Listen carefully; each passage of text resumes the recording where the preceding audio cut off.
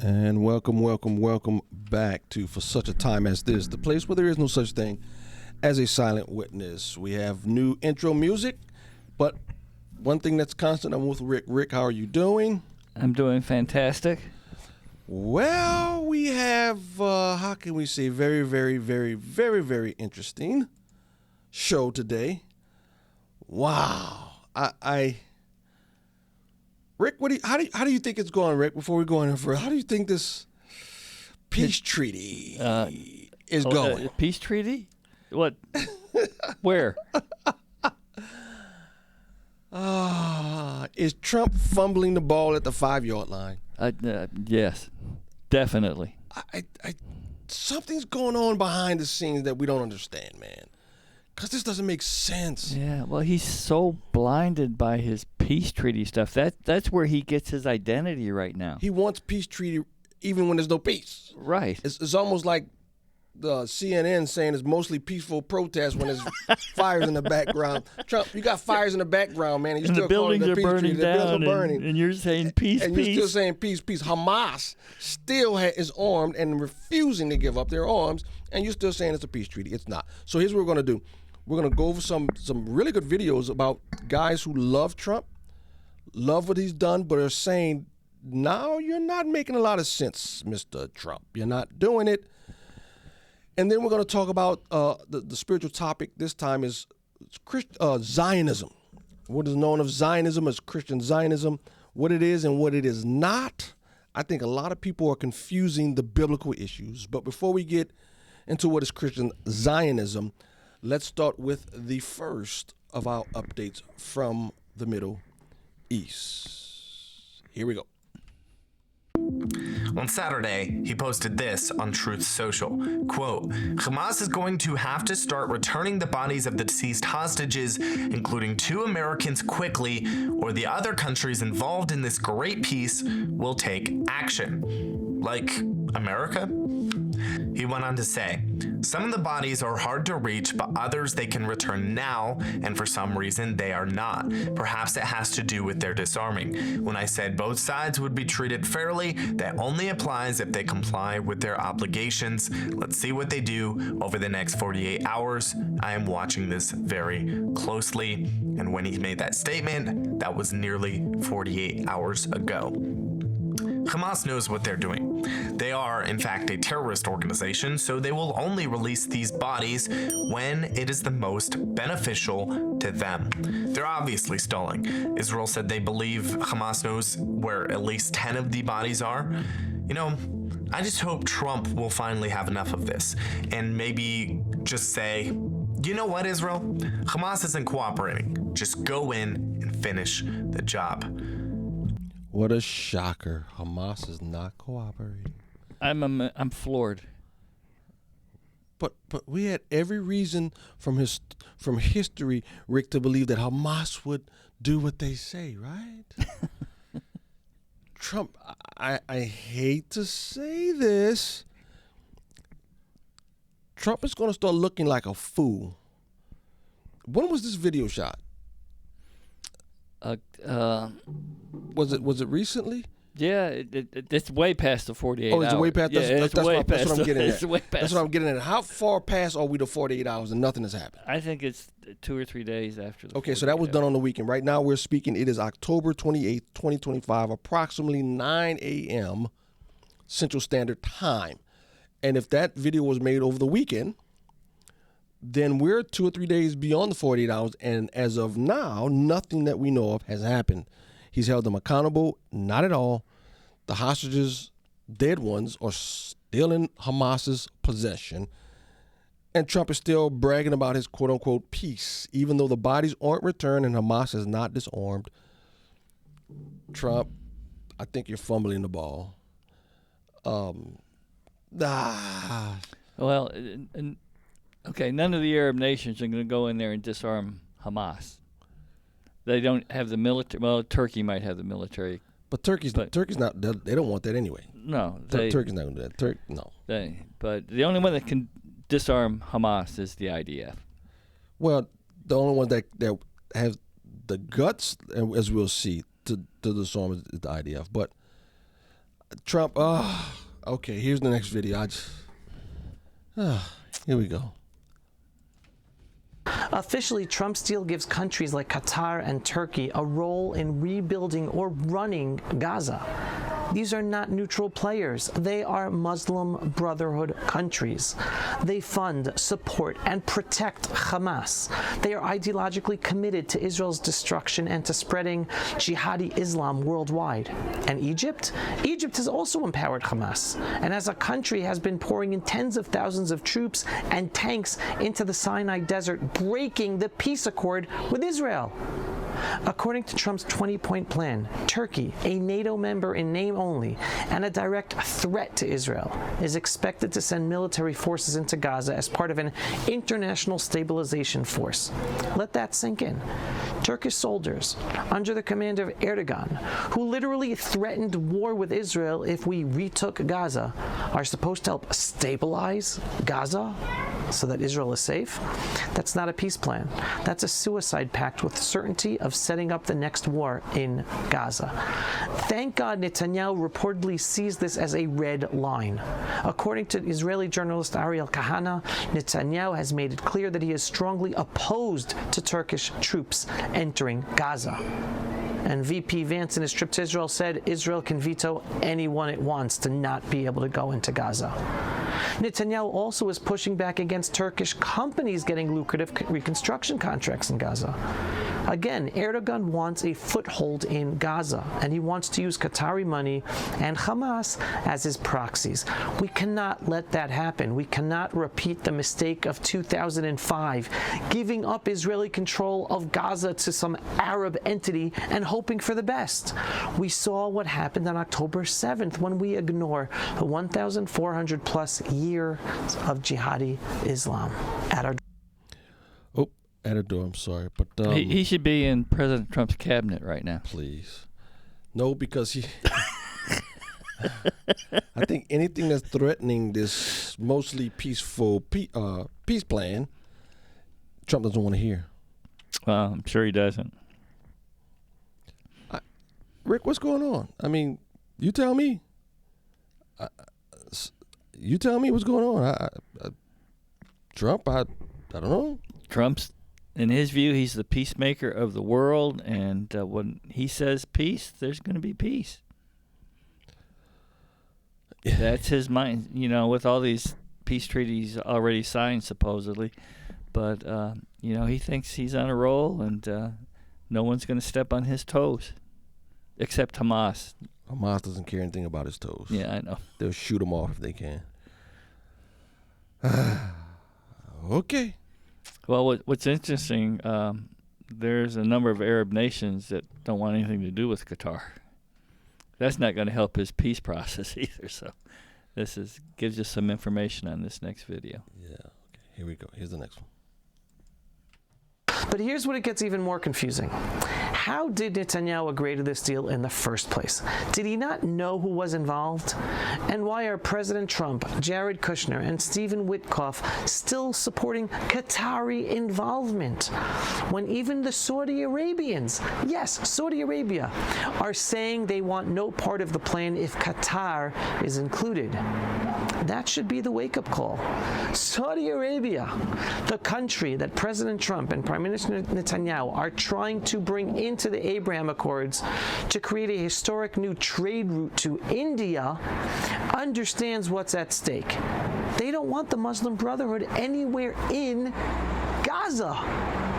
And U.S. Vice President J.D. Vance, during his visit to Israel, said that Israel has veto power over which countries participate. That's good.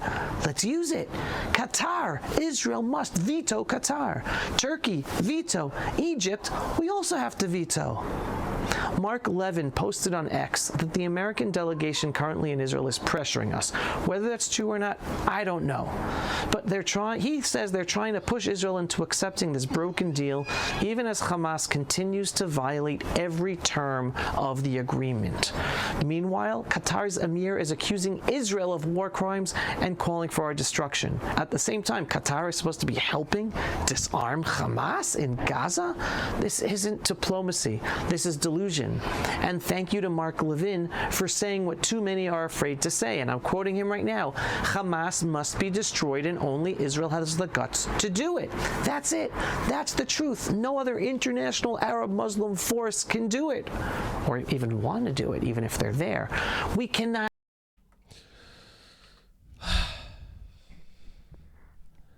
Whatever. Well, this other thing with this peace treaty, Saudi Arabia was getting ready to sign on with the Abraham Accord, and that's why Hamas attacked Israel, to stop them from becoming part of the Abraham Accord. So now with their hatred for Qatar, I mean, it just gets more messy every day. It gets a little bit more messy. Yeah, I don't know what Trump's angle. Yeah, I think Trump doesn't understand that Hamas would rather die than to capitulate. Oh yeah, he doesn't get that. He doesn't get that. He doesn't get it. He doesn't get it. And they're building more infrastructure and taking on Hamas. You mean like tunnels and stuff? Yeah. I bet they're down there building tunnels, and they're still getting weapons them. brought in. And, this is a little peacetime for them because Israel's over there on the sideline, twiddling their thumbs. So they're going to take full advantage of this lull. Yeah, Trump is messing up bad. I mean, let's just fulfill Zephaniah 2. Just wipe it out, obliterate it. Stop trying to. The buildings, most of the buildings are halfway knocked down. 80% of them are gone. Well, then they're knocked down. Knock them all the way down. Just a trash heap, a complete trash heap. That's the only way you can do it. I mean, wipe it out. Wipe it out. Just completely wipe out the buildings, and then but then they let all those civilians back in. Tell the civilians to leave. Because within a month, we're going to have anything that moves, we're killing it. If a dog or cat walks the street, we're putting a bullet in it. Yep. That's the only way you can do it. Or cut off all their food supplies. Trump, yeah. I think, didn't Trump stop that or something? Yeah. They couldn't stop, he did. cut off AIDS or whatever. I just saw Samaritan's Purse just sent in a 747 plane full of that's stupid. Of everything, saying, we're helping the starving people. Yeah, okay. Well, I don't see too many skinny Gazans. Yeah. All right, here's our last video. Very interesting. Here we go. Let's stop pretending. The Muslim Brotherhood is not a charity group. They are not moderate Islamists. They are a machine of manipulation, wrapped in religious language, hiding behind mosques and microphones, while pushing an agenda of control, chaos, and collapse. Since their founding in 1928, they've had one goal: infiltrate, not to guide, not to teach, but to infiltrate governments, hijack revolutions, and turn nations into breeding grounds for their ideology. They speak of Islam, but they don't represent Islam. They twist the words of God to serve their politics. From Egypt to Tunisia to Sudan, every time they gained power, they left destruction in their wake. Division, extremism, economic ruin. They didn't fail because they were oppressed. They failed because their model is built to destroy, not build. But now, finally, one Arab country said enough. The UAE saw through the mask, while others flirted with the Brotherhood, gave them platforms, hosted their leaders. The UAE banned them, exposed them, called them for what they are, a threat. And that wasn't just politics, it was survival. Because the Brotherhood doesn't just want power, they want to erase every model that proves you can be Arab, Muslim, modern, and successful without them. It's time the Arab world wakes up. You don't need a group that wraps itself in verses while stabbing your future. Real Islam doesn't need a spokesman, and real reform doesn't come from those who traffic in fear and division. And to the West, wake up. You think they're your bridge to the Muslim world? They're building bridges to burn them. They play victim in your media and mastermind in the shadows. Stop funding them. Stop legitimizing them. You're not empowering moderates. You're strengthening extremists in suits. The Muslim Brotherhood isn't just an old idea. It's a present danger. but the tide is turning, and the UAE is leading the charge, not just for itself, but for every Arab nation that refuses to bow down to blackmail in the name of religion. When was this video made, and is he still breathing? I don't know. This was. Let me see. Which. Because that's not allowed in the Muslim world. Is he still breathing? Let me see. That's a good point. This was done October 25th. That is about 3 days ago. Yeah. Let's see if we have a room temperature on the young man. Where was this done? This was done in the United Emirates. I don't know if it was done. I don't know where it was done. And we know this is. Who is he though? Do we have any? Is he a YouTuber? Is he a government official? I just there was a little introduction, but I didn't. Okay. But Okay. the United Arab Emirate, that's another huge block of the they wanted in the they are in the Abraham Accord right now. I know they're filthy rich. Yeah, and They're very, very rich. so with Saudi Arabia and the United Arab Emirate not real happy, that's just another glitch in the peace tree. It seems like you take the UEA and Saudi Arabia, do the Abrahamic Accords, let those two countries start to grow rich and influential, and then the others will fall in line. You almost have to pit those against the others. And one thing he said is that's not real Islam. Yes, it is. I'm sorry. If you look at the history of Muhammad, that is the history of Islam. Now, I get it. You guys want to play moderate. That's fine. Right, I'm fine with that. You don't want to go gain wars and cut people's heads off. I'm good with that. No, me too. I'm good with that. But don't say that's not Islam. Yes, it is. Yeah. That is the history of Muhammad. That is how Islam spread it, sir. And we have so many Muslim brotherhoods in our government. Obama just brought a ton of them into our government. They're throughout our whole government, and it's just lies and deception. Lies and deception. Trump, this is in the second term. Why are they still there? So why are they still there? He's got this thing with Qatar. Qatar's got all the money which is very disturbing. What's disturbing, and our largest military base in the Middle East is in Qatar. That's another thing.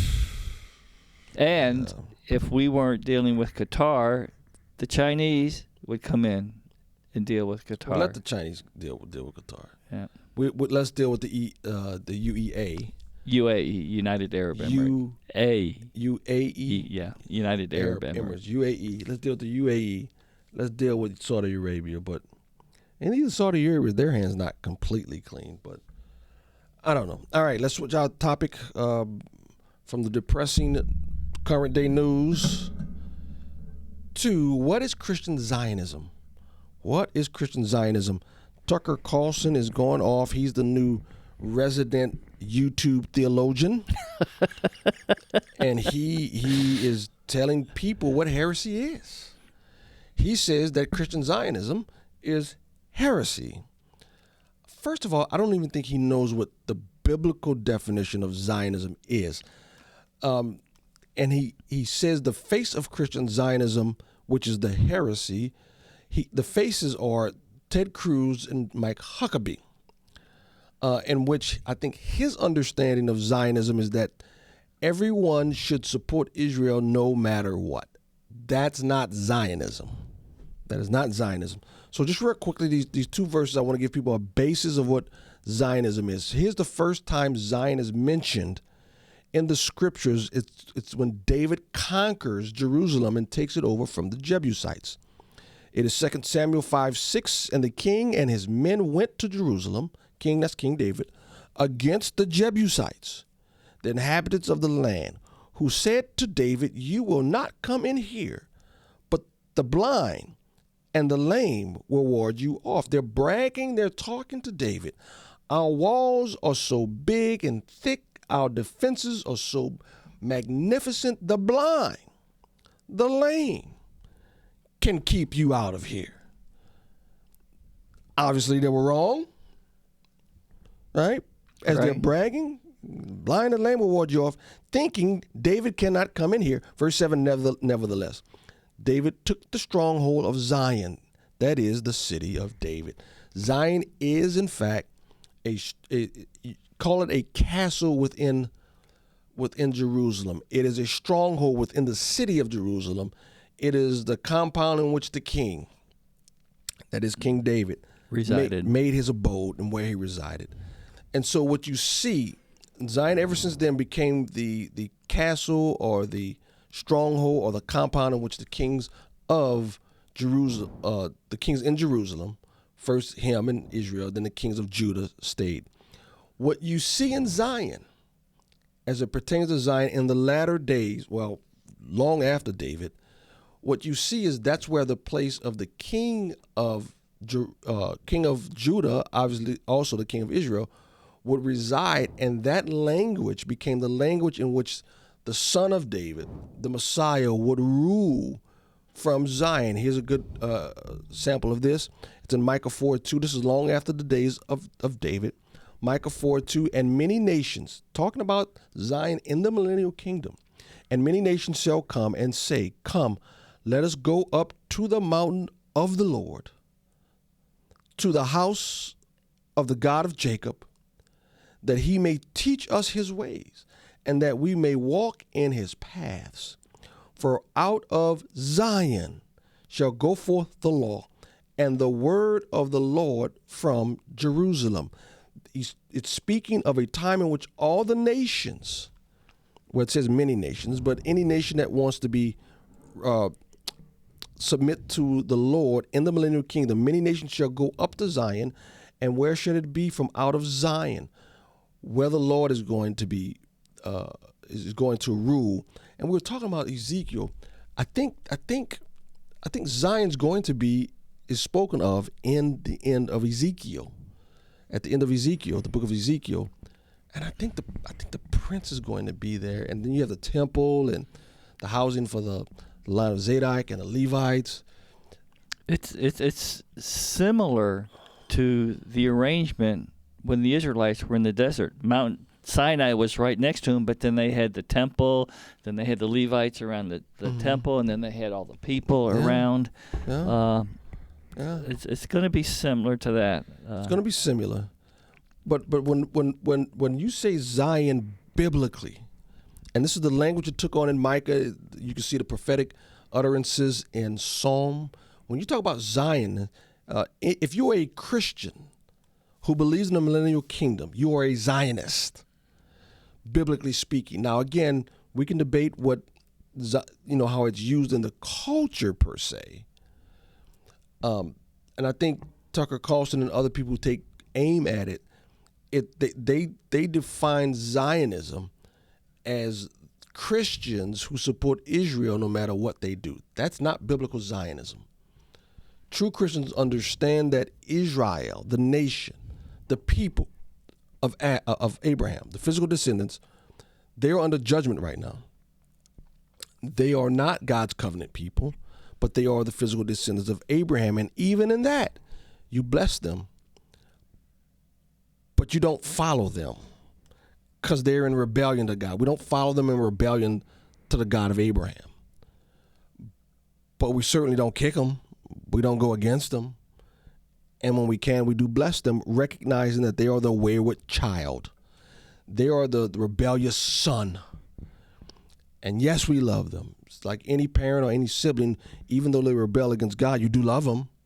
You don't do them any harm, but you do recognize they are rebellious, and they, Israel, are the rebellious son of the God of Israel.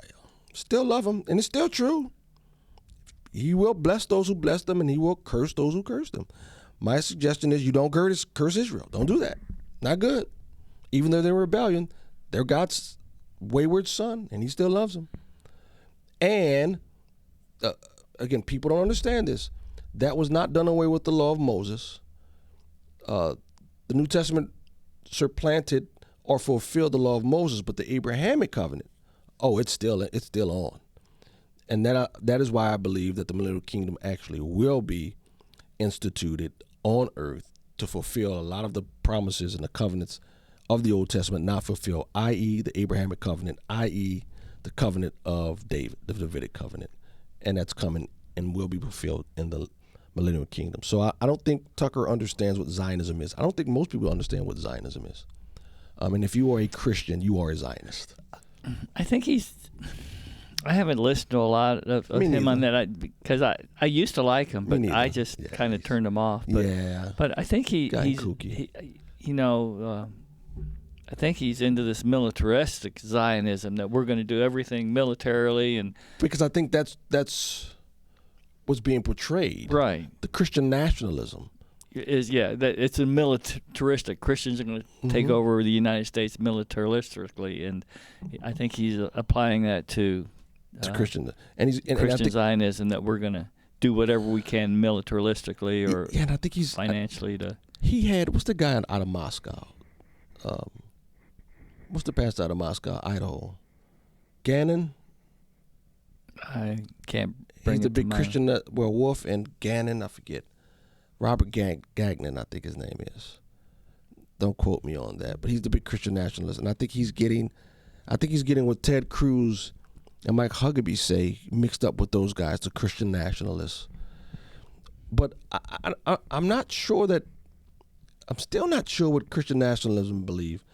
Is it militarily take over Christians, or is it a spiritual takeover in which everyone is converted? I don't get it. It's portrayed in the culture as militaristic. The enemies of Christian nationalism say that, yes. Yeah, portrayed as that way. But what would they say? I'm not sure. I got to look into that. That'll be a good roundtable discussion, and we talked about that. But biblically speaking, Zionism is where Christ is going to rule in the millennial kingdom. Zion. Correct.